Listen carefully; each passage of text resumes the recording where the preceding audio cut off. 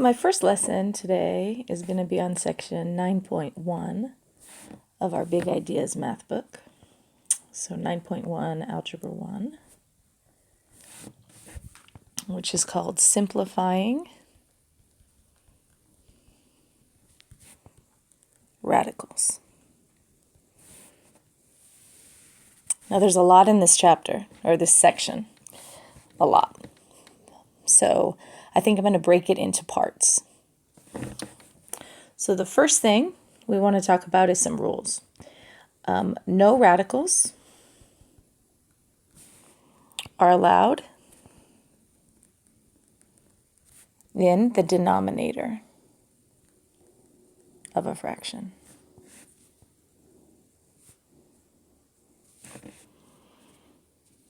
And we need to simplify, So we need to simplify radicals if possible.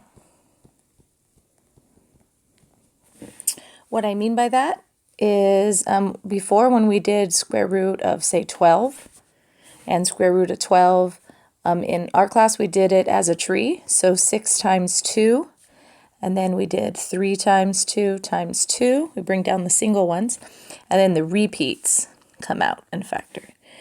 So it comes out of the square root, 2, and then the 3 is left inside. We called them the twins. We said the twins escape because it's a square root, and even though we don't write it in the corner, when you have a radical that doesn't have one, it's called a square root. So that was something that we learned in previous chapters. You don't need to put the 2 in here. If there's nothing there, you don't have to put the 2, you do have to put the radical. So this is called simplifying the radicals. So you are supposed to simplify the radicals. A couple reminders is if you take more than one thing out, or if more than one thing stays inside, you have to multiply what's left. So this one, the 2 comes out. These 2 stay inside. And so we have a 3 and a 2, but it doesn't make 32. It makes 3 times 2, which is 2. We're at 6. This also radical, both of these, they have nothing on them. So in the corner, they're really 2's, which is why we're looking for groups of 2 that come out. In a previous chapter, we also learned that for groups, if it was a cube root, then you would need 3 of them to come out, which we will also need in this section 9.1. There's an alternative way. So an alternative way is some people decide to think of perfect square roots. So they would do square root of 4 times 3. They know the square root of 4. And so they separate it into 2 square roots. And then they do this. So this is the same thing. You pick a perfect square to go in the first parenthesis. Has to be multiplied to get the number above. And then you can simplify the radical. So those are some objects of simplifying radicals if possible. There's another rule, and just the normal rule, which is reduce fractions, if possible. So that's a rule in all of math.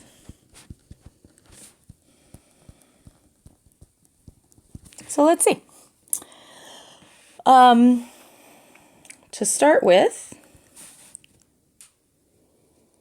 let's write down one that just has a plain number, like the one that we did on the side. So we'll take the square root of, let's say, 54. So the square root of 54 can make it into a tree. You can think of anything that goes into 54. So it could be 2, and then you can long divide, or if you think of 2 factors that you know. So I'm thinking of 6 and 3. 6 and 3. Yeah, it's not 6 and 3. So 6 and 9. So you can break that down farther. 2 and 3, 3 and 3.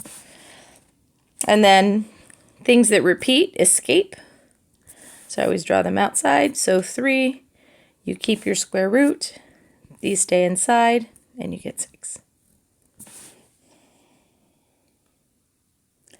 Now, if this had been another kind of root, like a cube root, we would have done different things. But this chapter is mostly about square roots. Yeah, this chapter is all about square roots. So we don't have to worry about the cube roots that we did before. Actually, that's not true.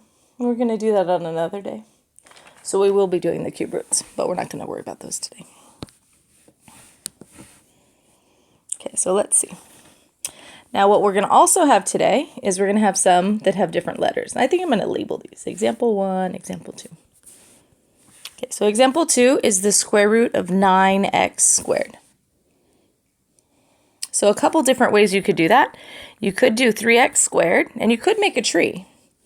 But if you can think of two exact same objects that multiply to 9x squared, kind of like our difference of squares, then you can also just take the square root of that. So if I have called this 3x times 3x, then the 3x comes out,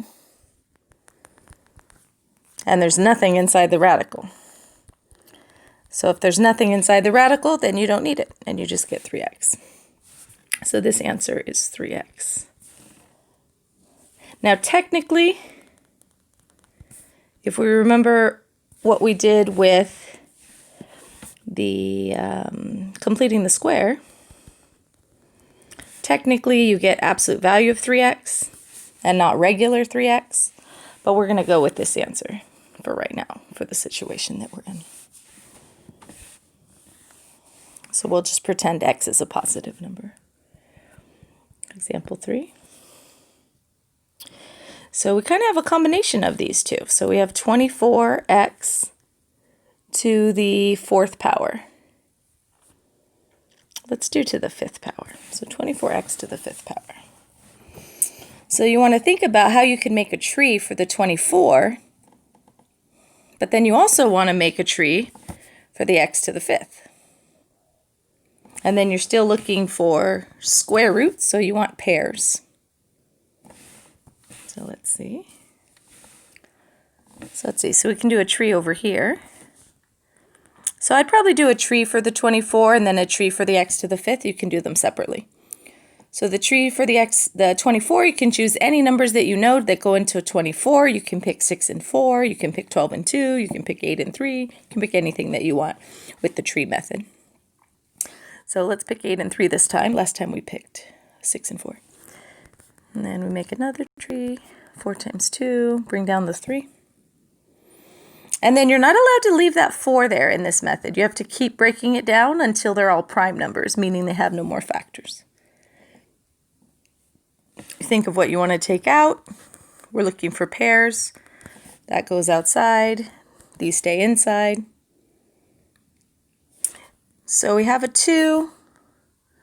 We have a gap that we're going to leave for the x.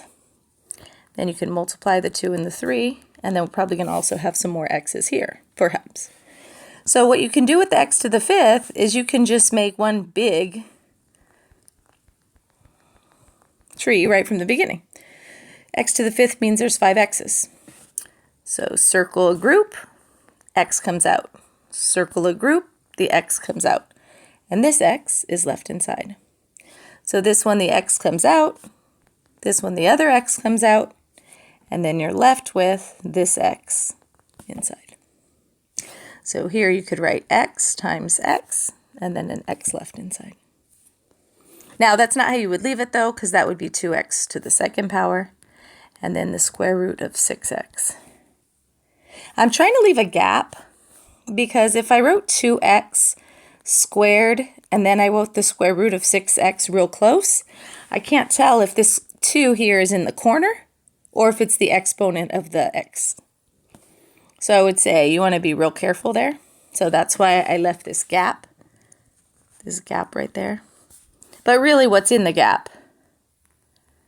So in the gap is a multiplication sign. But you don't write it. But if you cram them together like this one in the yellow, if you cram it together in the yellow, you really have a problem confusing what it means. So this is not the right way to write it. You definitely want to write it this way. Okay, so what we do with the letter is you just write it as many times as it shows up, and then you can see how many pairs escape. So you're doing the same thing as that you were doing before. We have another type of problem on our homework that says negative 256, and there's negative just sitting in front. So try to think of what we might have done before. So negative square root of 9. You know the square root of 9 separately. And what do we do with the negative? Or sometimes we had like negative, and then we had a 5 here, and then a squared. So we worked out this part, but think of what we did with that negative. So what it is we kept it. So we just keep the negative, and you just bring it straight down. And then 256, that's kind of, oh, that's funny. I was looking at my notes from another student from last year, and it looks like a 256, but it wasn't a 256. That's a B. So we got to make sure we write neatly enough so that we can see. 6's and B's look very close. Okay, so that's a B. I was going to say, why would I pick 256? That's such a big number. 16 times 16 is 256. And then we don't need this over here, so I'm going to erase this because that's not really necessary. Okay, so let's think about the 25. So that's 5 times 5. And then the B is just a regular B. So you want to think of who comes out. So I'm going to circle the ones that come out, like I usually do, draw an arrow. So 5 comes out, square root, and then what's left inside is just the B. And then what do we do with the negative? It says keep. So what does keep mean? It just means keep. You just bring it down, and then that's your final answer. Now, if that was B to any higher power, you'd have to write it out. So if it was like B to the 7th, then you'd write out however many B's you have. And then every pair of 2 comes out. Out, out, out. But ours is just a plain B, so we're just going to leave it like that.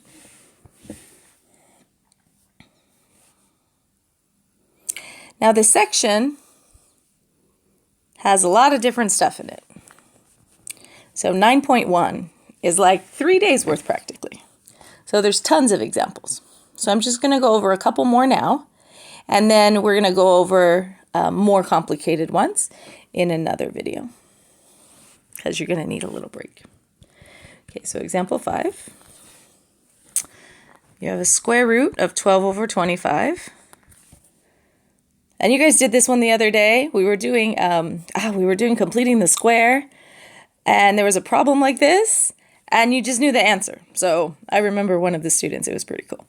So I'm going to write it in 2 steps, but you guys just knew what the answer was. Okay, so we're going to split the radical, which you can do.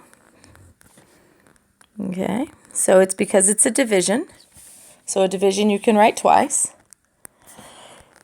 And then the denominator is just a plain number, so you want to remember not to keep the square root if you know the answer. So it's 5 times 5, which you wouldn't have to show. You just have to write the 5 as the answer. And then the square root of 12. Now, how do you do the square root of 12? Different teachers do different things, but what do we do in our class for the 12? So we do the tree. So strange not having you guys here to answer my questions. I have to answer my own questions. Okay, so 12. 12, you make a tree. I always ask, do you want to use 3 and 4? Do you want to use 2 and 6? It doesn't make a difference. So say 3 and 4. 2, 2, 3. What comes out? The 2. And this is left inside. So the twins go out, 2. And then the radical, and then the 3. And you want to make sure the 2 and the 3 are the same size. Also, the 5 is the same size. And then that's the answer. If the 2 and the 5, these two right here, if there was a number that went into both of them, you would need to reduce them. But there is no number that goes into both of them, so you don't have to reduce.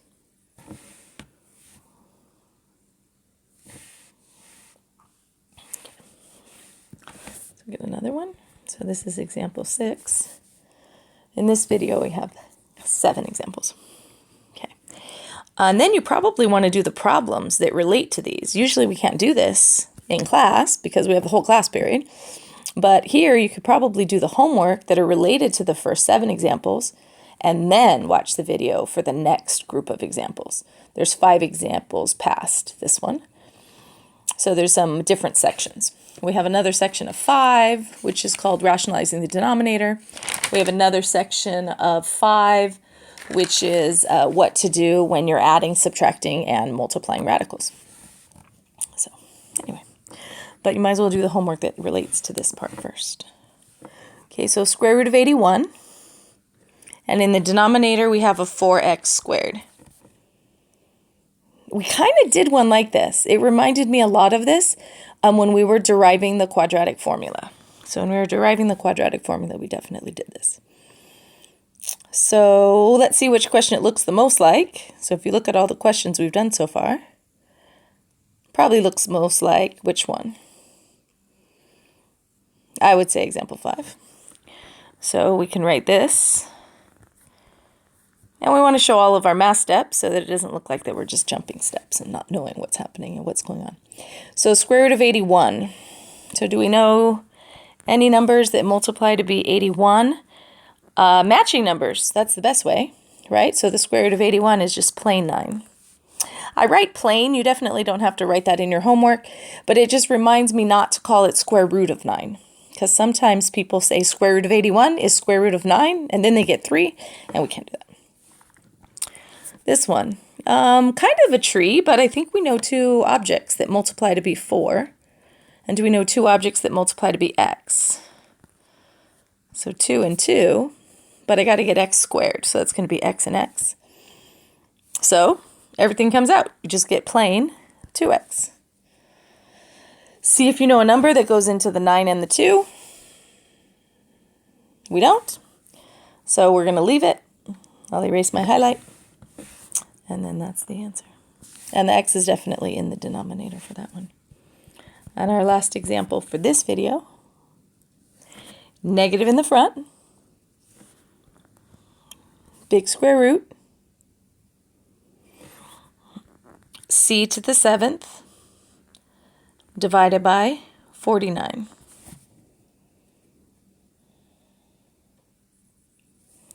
So when there's this negative in the front, I kind of like to pull it down. So instead of going sideways, I think I'm going to go down. So when you have a big square root like this one, you can separate it into individual square roots. Square root, c to the 7th, and 49. What do we do with the minus? We just bring it down. So it's like you're ignoring it, and you just keep it in the front. You don't really do anything with it. Okay, do you know the square root of 49? Oops, let's keep going down. Do I know the square root of 49? I do. What? What 2 numbers multiply to be 49? 7 times 7. So plain 7. You don't want to put a square root sign on top of it. And then the c, what am I going to do with the c? Well, let's write it out 7 times. Now we'll get a pattern so that if it turns out to be c to the 20th, that you don't want to necessarily write all the c's out. But if you ever forget a rule, writing them out is very helpful. Okay, so c to the 7th, I need to take them out in groups of what? Okay, remember when you have this symbol, the group size is the number in the corner. So right here, whatever number is in the corner is what your group size is. So it's possible in future problems to have a 3. It's possible in future problems to have a different number. But in this number, in this problem, since there's no number, you have to think back to what it's called. And it's called a square root. And remember, square in math is like x squared. So it's a 2. So it is a 2. Okay, so you need groups of 2, group of 2, group of 2.